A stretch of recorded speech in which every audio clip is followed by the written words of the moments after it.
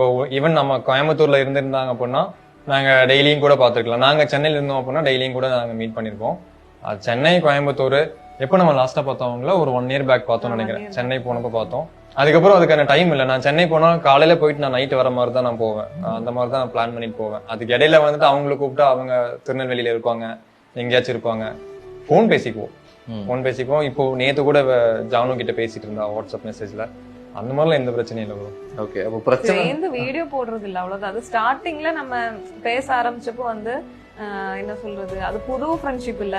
அப்போ வந்து பயங்கர எங்களுக்கும் அப்பா எந்த ஃப்ரெண்ட்ஸும் இல்லாம அந்த மாதிரி இருந்தப்போ புதுசா எங்களுக்கும் ஒரு ஃப்ரெண்ட்ஸ் கிடைச்சது, அவங்களுக்கும் அதே மாதிரி அதே வேவ் லென்த்ல ஒரு ஃப்ரெண்ட்ஸ் கிடைச்சதுங்கிறப்போ ரொம்ப நாங்க சந்தோஷமா அப்படியே ரெகுலரா வீடியோ போடுறது அந்த மாதிரி எல்லாம் இருந்தோம். அதுக்கப்புறம் போக போக அவங்களும் பிஸி ஆயிட்டாங்க, நாங்களும் பிஸி ஆயிட்டாங்க. கன்சீவ் ஆனதுக்கு அப்புறம் டிராவல் ரொம்ப கம்மி பண்ணியாச்சு.